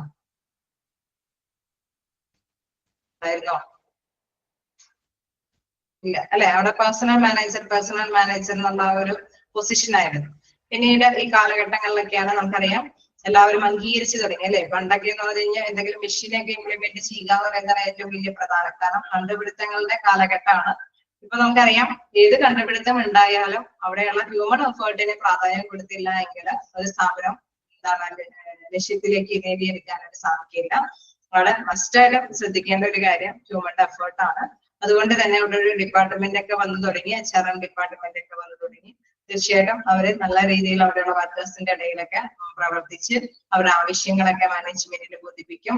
ദെൻ നമുക്ക് നെക്സ്റ്റ് പിന്നെ അറിയാം ചിലതൊക്കെ എന്താണ് മസ്റ്റായിട്ടും പാലിച്ചു കൊണ്ടുപോകേണ്ട ലീഗൽ നടപടികളൊക്കെ ആയിട്ടുള്ള കാര്യങ്ങളൊക്കെ ഉണ്ട്. അതായത് ഇത്രയും വർക്കേഴ്സ് ഒക്കെ അവിടെ സ്ഥാപനത്തിൽ വർക്ക് ചെയ്യുന്നുണ്ടെങ്കിൽ അവരുടെ ആനുകൂല്യങ്ങളൊക്കെ തീർച്ചയായിട്ടും നടപ്പാക്കിയൊക്കെ കൊടുക്കണം. അപ്പൊ അത്തരം കാര്യങ്ങളൊക്കെ ചെയ്യാനൊക്കെ ആയിട്ട് ഹ്യൂമൻ റിസോഴ്സ് മാനേജ്മെന്റ് എന്നുള്ള ഒരു ഡിപ്പാർട്ട്മെന്റ് തന്നെ നിലവില് മിക്കവാറും സ്ഥാപനങ്ങളിലൊക്കെ ഉണ്ട്. ഓക്കെ, അപ്പൊ ആ ഒരു കമ്പാരിസൺ ആണ് ഇവിടെ പറയുന്നത്. പേഴ്സണൽ മാനേജർ അല്ലെ, അവിടെ ലാസ്റ്റ് ആണ് തുടങ്ങി നോക്കുകയാണെങ്കിലാണ് നിങ്ങൾക്ക് ഇച്ചിരി കൂടി എളുപ്പമായിട്ട് മനസ്സിലാക്കാൻ സാധിക്കുന്നത്. അതായത് പേഴ്സണൽ മാനേജ്മെന്റ് എന്ന് പറയുന്നത് ഓൾഡ് കൺസെപ്റ്റ് ആണ് അല്ലെ, പഴയ കാലഘട്ടത്തിലുള്ള ആശയമാണ് എന്താണ് പേഴ്സണൽ മാനേജർ എന്നുള്ളത്. HRM നോക്കുകയാണെങ്കിൽ ലേറ്റസ്റ്റ് കൺസെപ്റ്റ് അല്ലെ, ഈ കാലഘട്ടങ്ങളിലൊക്കെ HRM എന്നുള്ള ഡിപ്പാർട്ട്മെന്റിലാണ് അത് അറിയപ്പെടുന്നത്. നോക്കുകയാണെങ്കിൽ management of lower level staff, അതായത് തീർച്ചയായിട്ടും നമുക്കറിയാം അതിന്റെ ആ മാനേജ്മെന്റ് എന്ന് പറയുന്നത് താഴെ തടയിലുള്ള ആളുകളെ നിയന്ത്രിക്കുക എന്നുള്ളത് മാത്രമാണ്. അതായത് ലേബർ യൂണിയനും അങ്ങനെയൊക്കെ വന്നുകൊണ്ട് എന്തെങ്കിലും ഓക്കെ ഇമ്പോർട്ടന്റ് ഞാൻ പറഞ്ഞല്ലോ നമുക്ക് ഇമ്പോർട്ടന്റ് ക്വസ്റ്റ്യൻസ് ഒന്നും മിക്കവാറും ക്വസ്റ്റ്യൻസ് ഒക്കെ മോക്ക് ടെസ്റ്റിൽ ഉൾപ്പെടുത്തുന്നുണ്ട്. ഈ ഒരു വലിയ ചാപ്റ്റർ ആണെങ്കിലും നമുക്ക് പ്രതീക്ഷിക്കാനായിട്ടുള്ളത് ഒരു 6 ക്വസ്റ്റ്യൻസ് മാത്രമായിരിക്കും. അപ്പൊ അതുകൊണ്ട് തന്നെ എന്താണ് മോക്ക് ടെസ്റ്റ് നിങ്ങൾ മസ്റ്റ് ആയിട്ടും അറ്റൻഡ് ചെയ്യുക. കാരണം അതിൽ ഉൾപ്പെടുത്തിയിരിക്കുന്ന ക്വസ്റ്റ്യൻസ് മിക്കവാറും വന്നുകൊണ്ടിരിക്കുന്ന ക്വസ്റ്റ്യൻസ് ആണ്, കണ്ടുകൊണ്ടിരിക്കുന്ന മിക്കപ്പോഴും കാണുന്ന ക്വസ്റ്റ്യൻസിൽ ഉള്ള ക്വസ്റ്റ്യൻസ് ആണ് ഞാൻ മോക്ക് ടെസ്റ്റിൽ ഉൾപ്പെടുത്തുന്നത്. അപ്പൊ എന്താണ് തീർച്ചയായിട്ടും ആ ക്വസ്റ്റ്യൻസ് വിടാതെ തന്നെ നിങ്ങൾ പഠിക്കുക.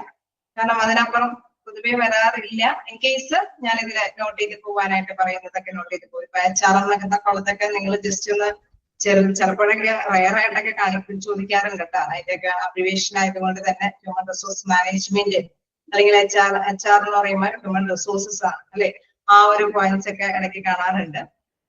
അപ്പൊ അത്തരം ക്വസ്റ്റ്യൻസ് ഒക്കെയാണ് വരാറുള്ളത്. പക്ഷെ എന്താ പറയുക, എല്ലാം ഇമ്പോർട്ടൻസ് എന്ന് പറഞ്ഞിട്ട് ഒരുപാട് തരത്തതായിട്ട് വരും. കാരണം ഇതിൽ നിന്ന് പ്രതീക്ഷിക്കാവുന്ന ഒരു 5-6 ക്വസ്റ്റ്യൻസേ ഉള്ളൂ. പക്ഷെ നമ്മൾ മാക്സിമം നോക്കുന്നുണ്ട്. പറഞ്ഞു പോകുമ്പോൾ തന്നെ നിങ്ങൾക്ക് ആശയങ്ങൾ മനസ്സിലാക്കി പോകാനായിട്ട് സാധിക്കും. ഓക്കെ, ഇനി മാനേജ്മെന്റ് ഇൻഫർമേഷൻ അല്ലെ, ഇവിടെ നമ്മൾ ലാസ്റ്റിൽ നിന്നാണ് തുടങ്ങിയത്. ഓൾഡ് കൺസെപ്റ്റ് ആണ്, ലേറ്റസ്റ്റ് കൺസെപ്റ്റ് ആണ്. Management of lower level staff അല്ലെ, അവിടെ നമുക്കറിയാം പണ്ട് പേഴ്സണൽ മാനേജറിന്റെ പോസ്റ്റ് എന്ന് പറയുന്നത് വർക്കേഴ്സ് താഴെ കിടക്കുന്ന ഇടയിലുള്ള യൂണിയനുകളൊക്കെ എന്തെങ്കിലും തർക്കങ്ങളും കാര്യങ്ങളൊക്കെ ഉണ്ടാക്കുകയാണെങ്കിൽ അവരെ മാനേജ് ചെയ്യുക അല്ലെ. ഫീൽഡ് വർക്ക് നമുക്കറിയാം, ഫീൽഡ് വർക്കിലൊക്കെ പോകുന്നവര് അവര് കറക്റ്റ് ആയിട്ടൊക്കെ ജോലി ചെയ്യുന്നുണ്ടോ, കറക്റ്റ് സമയത്ത് വരുന്നുണ്ടോ, അതൊക്കെ നോക്കുക എന്നുള്ളതാണ് പ്രധാനമായിട്ടും പേഴ്സണൽ മാനേജറിന്റെ ഡ്യൂട്ടി. പക്ഷെ ഇപ്പൊ നമുക്കറിയാം management of all levels of staff, ഒരു സ്ഥാപനത്തിൽ വർക്കേഴ്സ് അവിടെ വർക്ക് ചെയ്യുന്നുണ്ടെങ്കിൽ എല്ലാ വർക്കേഴ്സിന്റെ ഇടയിലും പ്രവർത്തിക്കണം. ട്രേഡ് യൂണിയൻ എന്ന് പറഞ്ഞാൽ ഇപ്പൊ ആ യൂണിയൻ ഒന്നും ഇല്ല. ആ കാലഘട്ടത്തിൽ നമുക്കറിയാം സമരവും സിന്ദാബാദും കാര്യങ്ങളൊക്കെയാണ് അല്ലെ. ഇപ്പൊ നമുക്കറിയാം അത്രയും യൂണിയനൊന്നും ആയിട്ട് ആരും മുന്നോട്ട് വരില്ല. ഓക്കെ, ഇപ്പൊ നമുക്ക് കുറച്ചും കൂടി രജിസ്ട്രേഷൻ കാര്യങ്ങളൊക്കെ ആയിട്ടുള്ള യൂണിയനുകളൊക്കെ ആയി അല്ലെ. പണ്ടെന്ന് പറഞ്ഞു കഴിഞ്ഞാൽ താഴേക്കിടയിലുള്ളവര് തന്നെ സമരത്തിനും കാര്യങ്ങൾക്കൊക്കെ മുന്നോട്ട് വരും. അങ്ങനെ അവരുടെ കാര്യങ്ങൾ നേടിയെടുക്കാനായിട്ട് അങ്ങനെയാണ് തയ്യാറാവുന്നത് അല്ലെ. അപ്പൊ അവരെ നിയന്ത്രിക്കാനായിട്ട് അവരുടെ കാര്യങ്ങൾ എന്തൊക്കെയാണെന്നുള്ളത് മനസ്സിലാക്കിയിട്ട് മാനേജ്മെന്റിനെ ബോധ്യപ്പെടുത്തുന്ന ഒരു കാര്യങ്ങളൊക്കെയാണ് പൊതുവെ പേഴ്സണൽ മാനേജറിന്റെ ഡ്യൂട്ടി ആയിട്ട് വരിക. സാധാരണയായിട്ട് മാനേജ്മെന്റ് പേഴ്സണൽ മാനേജറിനെ നിയമിക്കുന്നത് തന്നെ ഫീൽഡിൽ വർക്ക് ചെയ്യുന്നവരെ കൺട്രോൾ ചെയ്യുക, അവർ കൃത്യസമയത്ത് തന്നെ വരുന്നുണ്ടോ, അവർ നന്നായിട്ട് തന്നെ ഡ്യൂട്ടി ചെയ്യുന്നുണ്ടോ, അങ്ങനെയുള്ള മേൽനോട്ട ചുമതലകളൊക്കെയാണ് പണ്ട് കാലത്ത് പേഴ്സണൽ മാനേജർ ചെയ്തുകൊണ്ടിരുന്നത്. പക്ഷെ ഇപ്പൊ നമുക്കറിയാം എന്താണ്, എവിടെയെങ്കിലും ഒരു സ്ഥാപനം ഉണ്ടെങ്കിൽ അവിടെയുള്ള എല്ലാ വർക്കേഴ്സിനെയും സാറ്റിസ്ഫൈ ചെയ്ത് മുന്നോട്ട് പോയില്ല എങ്കിൽ ആ സ്ഥാപനത്തിന് നന്നായിട്ട് ഫ്ലോ ചെയ്യാൻ അല്ലെ, നന്നായിട്ട് റൺ ചെയ്ത് പോകാനായിട്ട് സാധിക്കില്ല. അപ്പൊ ഏത് ഇപ്പൊ ക്ലീനിങ് സ്റ്റാഫ് ആണെങ്കിലും അല്ലെങ്കിൽ എന്താണ് ഫ്രണ്ട് ഓഫീസ് ഡിപ്പാർട്ട്മെന്റിലെ മറ്റ് അതർ സ്റ്റാഫുകളാണെങ്കിലും അല്ലെങ്കിൽ നേഴ്സിംഗ് സ്റ്റാഫ് ആണെങ്കിലും ഡോക്ടേഴ്സിന്റെ ഇടയിലാണെങ്കിലും എവിടെയും എന്തെങ്കിലും മിസ്അണ്ടർസ്റ്റാൻഡിങ് ഉണ്ടോ എന്നുള്ളതൊക്കെ മനസ്സിലാക്കി പോകേണ്ട ഒരു പ്രധാനപ്പെട്ട ഡ്യൂട്ടിയാണ് ആർക്കുള്ളത്, HRM അല്ലെ, ഹ്യൂമൻ റിസോഴ്സ് മാനേജർ എന്നുള്ളത് ഇല്ലേ. അങ്ങനെ ഒരു മാറ്റർ ഇല്ലേ? ഓക്കെ, അപ്പൊ അതാണ് അവിടെ പറയുന്നത്. Management of lower level of staff, management of all level of staff. Then relationship between management and trade union. അപ്പൊ ഞാൻ നേരത്തെ പറഞ്ഞ പോയിന്റ് ഇതിലേക്ക് കടന്നു വന്നിട്ടുണ്ട്. അതായത് ആ കാലഘട്ടത്തിൽ ഇപ്പോഴും സമരങ്ങളും കാര്യങ്ങളൊക്കെ ഉണ്ടായിരുന്നു. അങ്ങനെയാണ് അവരുടെ കൂലിയും കാര്യങ്ങളൊക്കെ നേടിയിരിക്കേണ്ടി വരുന്നത്. ഇപ്പൊ നമുക്കറിയാം, നേരാവണ്ണം കൂലി കൊടുത്തില്ലെങ്കിൽ തന്നെ നിയമത്തിന്റെ അടിസ്ഥാനത്തിൽ തന്നെ കോർട്ടിലേക്ക് കയറി പറ്റേണ്ടതായിട്ട് വരും അല്ലെ. കുറെ നിയമങ്ങളും ആക്ടുകളൊക്കെ പാസ്സായിട്ടുണ്ട്. അതുകൊണ്ട് തന്നെ മിനിമം കൂലിയും എല്ലാം അർഹതപ്പെട്ടവർക്ക് കൊടുക്കേണ്ടതുണ്ട്. പക്ഷെ പഴയ കാലഘട്ടത്തിൽ ഇങ്ങനെയൊന്നും ആക്ടുകളൊന്നും അന്ന് പ്രാബല്യത്തിൽ ഒന്നുമില്ല. അപ്പൊ തീർച്ചയായിട്ടും വേതനങ്ങളും സമയവും എല്ലാം കാര്യങ്ങളൊക്കെ നേടിയെടുക്കാനായിട്ട് യൂണിയനുകളും ഒക്കെ സംഘടിപ്പിച്ച് സമരങ്ങളൊക്കെ മുന്നോട്ട് വെച്ചിട്ടാണ് അവരവരുടെ അവകാശങ്ങൾ നേടിയെടുക്കുന്നത്. അപ്പൊ അവരെ തൃപ്തിപ്പെടുത്താൻ വേണ്ടിയിട്ട് മാനേജ്മെന്റിന്റെ ഒരു മിഡിൽ ആയിട്ട് പ്രവർത്തിക്കുന്ന ഒരു വ്യക്തിയാണ് പേഴ്സണൽ മാനേജർ. ഓക്കെ, ക്ലിയർ ആവുന്നുണ്ടോ?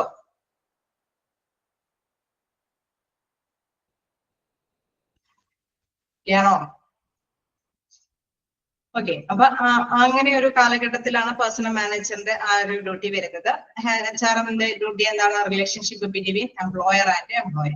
അവിടെ നമുക്കറിയാം, ഇവിടെ നല്ലൊരു ബന്ധം എംപ്ലോയിയുടെ ഇടയിൽ നല്ലൊരു ബന്ധം സ്ഥാപിച്ചെടുക്കേണ്ട എംപ്ലോയർ, തൊഴിലുടമ, തൊഴിലാളികൾ എന്നുള്ള അതിനിടയിൽ പ്രവർത്തിക്കുന്ന ഒരു ഘടകമാണ്. അതായത് അവിടെ യൂണിയനും കാര്യങ്ങളൊന്നും ഇല്ല. കൃത്യമായിട്ട് അവരുടെ അവകാശങ്ങളൊക്കെ കൊടുത്തില്ല എങ്കിൽ തീർച്ചയായിട്ടും അവരവരുടെ മാക്സിമം എഫേർട്ട് ഒന്നും എടുക്കില്ല. അപ്പൊ അങ്ങനെ വരുമ്പോൾ സ്ഥാപനത്തിന് ലക്ഷ്യം നേടിയെടുക്കാനൊക്കെ ആയിട്ട് സാധിക്കില്ല.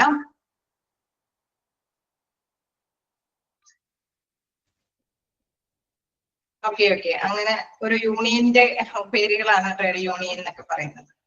ഈ കാലഘട്ടത്തിൽ നമുക്കറിയാം യൂണിയനുകൾക്ക് പ്രാധാന്യം വളരെ കുറവാണ്. പാർട്ടി അതാ ഞാൻ പറഞ്ഞത്. ആ കാലഘട്ടത്തില് ഏത് യൂണിയനും വരാം. ഞാനിപ്പോ സമരത്തിന് മുന്നോട്ട് വരുന്ന ഓരോ ആരാണെങ്കിലും അത് യൂണിയന്റെ ലേബലിൽ തന്നെ വരുന്നതായിട്ട് വരും. കാരണം അവര് ആ കാലഘട്ടത്തില് നമ്മള് ഫിനാൻസ് അല്ലെ, അസോസിയേഷനും എന്താണ് നമുക്കറിയാം.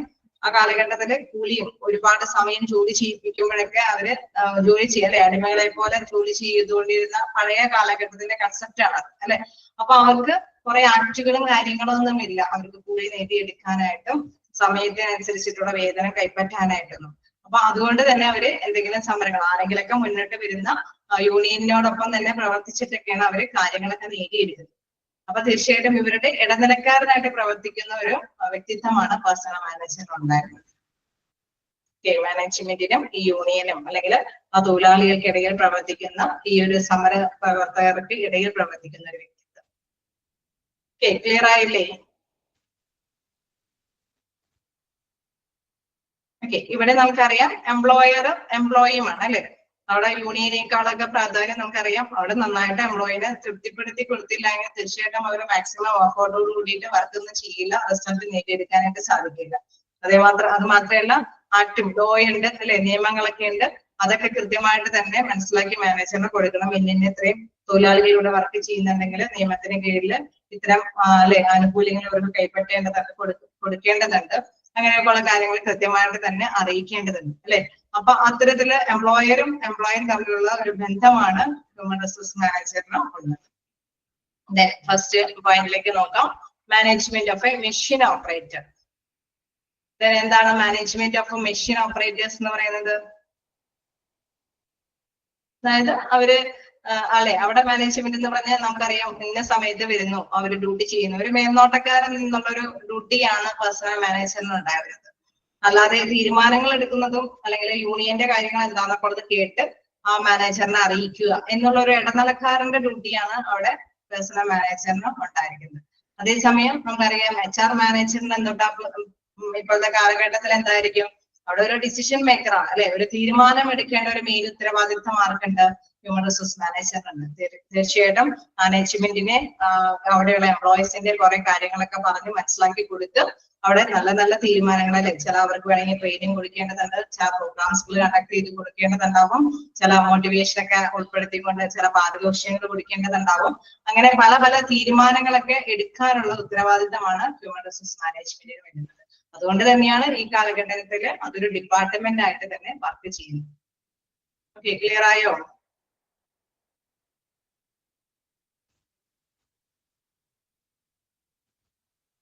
ഓക്കെ, കാരണം പഴയ കാലഘട്ടത്തിൽ അതിന് വലിയ അല്ലെ ഒരു ഇടനിലക്കാരന്റെ പോസ്റ്റേ ഉള്ളൂ. നമുക്കറിയാം അന്നത്തെ കാലഘട്ടത്തിൽ മെഷീനൊക്കെ ഡെവലപ്പ് ചെയ്ത് വരുന്ന ഒരു കാലഘട്ടം ഉള്ളൂ അല്ലെ. അത് നന്നായിട്ട് വർക്ക് ചെയ്യുന്നുണ്ടോ, കറക്റ്റ് ആയിട്ട് അതൊക്കെ ഉപയോഗിക്കുന്നുണ്ടോ, അല്ലെങ്കിൽ തൊഴിലാളികൾ അവിടെ കറക്റ്റ് ആയിട്ട് സമയത്ത് എത്തുന്നുണ്ടോ, പണിയെടുക്കുന്നുണ്ടോ, അല്ലെങ്കിൽ ഇനി യൂണിയന്റെ സമരങ്ങൾക്കൊക്കെ നേതൃത്വം വഹിക്കുന്നവർ എന്തൊക്കെയാണ് കാര്യങ്ങൾ ആവശ്യപ്പെടുന്നത്, അതൊക്കെ ഇടനിലക്കാരൻ എന്നുള്ള രീതിയിൽ അറിയിക്കുക എന്നൊക്കെയുള്ള കാര്യം മാത്രമാണ്. പക്ഷെ ഈ കാലഘട്ടം അതിൽ നിന്ന് വ്യത്യസ്തമാണ്. നമുക്കറിയാം അവിടെയുള്ള എംപ്ലോയീസിനെ തൃപ്തിപ്പെടുത്തിയാൽ മാത്രമാണ് ലക്ഷ്യം നേടിയെടുക്കാൻ സാധിക്കുന്നുള്ളൂ എന്നുള്ളൊരു ഘട്ടത്തിലേക്ക് എത്തുകയാണ്. തീർച്ചയായിട്ടും അതിനനുസരിച്ചിട്ടുള്ള ഡിസിഷൻസും കാര്യങ്ങളൊക്കെ എടുക്കേണ്ടതായിട്ട് വരുമെന്നുള്ളത്. ഓക്കെ, നിങ്ങൾ ജസ്റ്റ് വായിച്ചു നോക്കാം. എന്തെങ്കിലും ഡൗട്ടുകൾ ഉണ്ടെങ്കിൽ നെക്സ്റ്റ് ക്ലാസ്സിൽ ചോദിക്കാം. എന്തെങ്കിലും ഉണ്ടോ? നിലവിൽ എന്തെങ്കിലും ഡൗട്ടുകൾ ഉണ്ടോ ഇപ്പോ?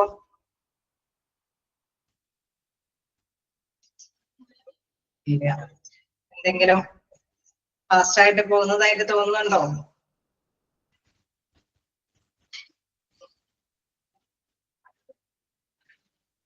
ക്ലിയർ ആവുന്നല്ലേ? ഇല്ല. ഓക്കെ, ക്ലിയർ ആയി പോകുന്നില്ലേ? കാരണം ഇത് നമുക്ക് അത്ര കൂടെ സ്ലോയിൽ പോകാൻ പറ്റാത്തൊരു ചാപ്റ്റർ ആണ്. പക്ഷെ നിങ്ങൾ ഓക്കെ ആയിട്ട് പോകണം. നമ്മളോടൊപ്പം ക്ലിയർ ആണെന്നുള്ളൊരു കണ്ടീഷനിൽ തന്നെ പോകണം, അല്ലെങ്കിൽ എനിക്കും സാറ്റിസ്ഫാക്ഷൻ കിട്ടിയില്ല. തീർച്ചയായിട്ടും ക്ലിയർ ആയിട്ട് തന്നെ പോവാ. എന്തെങ്കിലും ഡൗട്ട് ഇല്ലാണ്ടെങ്കിൽ ചോദിച്ചു പോവുക.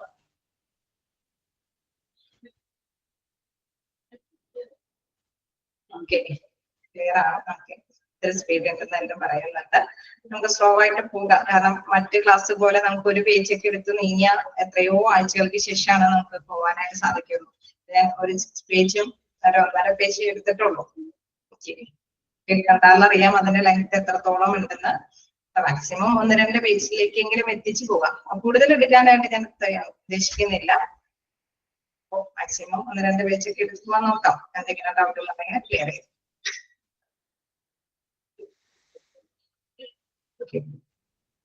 ഓക്കെ, ഇപ്പൊ എല്ലാവരും സ്പീഡ് തന്നെയാണെന്നാണ് പറയുന്നത്. അതെ, ഈ മോഡ്യൂള് വരുമ്പോഴുള്ള പ്രത്യേകത അതാണ്.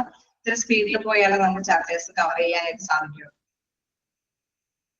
ഇനിയിപ്പോ ഞാൻ കഴിഞ്ഞ ക്ലാസ്സിൽ തന്നെ നിങ്ങൾക്ക് മുൻധാരണ തന്നിരുന്നു. ഞാനും ഇത്തിരി സ്പീഡാവും. ചെറിയ ചാപ്റ്റേഴ്സുകൾ അത് അങ്ങനത്തെ കാര്യങ്ങളായതുകൊണ്ടാണ് നിങ്ങൾക്ക് സ്ലോയിൽ പറഞ്ഞത്. ഈ ചാപ്റ്റർ ഒക്കെ ആവുമ്പോൾ നിങ്ങൾക്ക് ടച്ച് ചെയ്യാൻ പറ്റുന്ന ഒരു ചാപ്റ്റർ ആണ്. കാരണം നമ്മളൊരു ജോലിക്ക് പോകുന്നു, അവിടെയുള്ള അന്തരീക്ഷങ്ങൾ അതൊക്കെ നമ്മൾക്ക് തന്നെ ഭാവനയിൽ മനസ്സിലാക്കി കൊണ്ടുവരാൻ പറ്റുന്നത് തന്നെയാണ്. അല്ലേ? ശരിയല്ലേ? അല്ലേ? അപ്പൊ അതുകൊണ്ട് നമ്മൾ ഒന്നിച്ച് നിൽക്കാം. ശരി, ഓക്കെ, താങ്ക് യു. നെക്സ്റ്റ് ക്ലാസ്സിൽ കാണാം.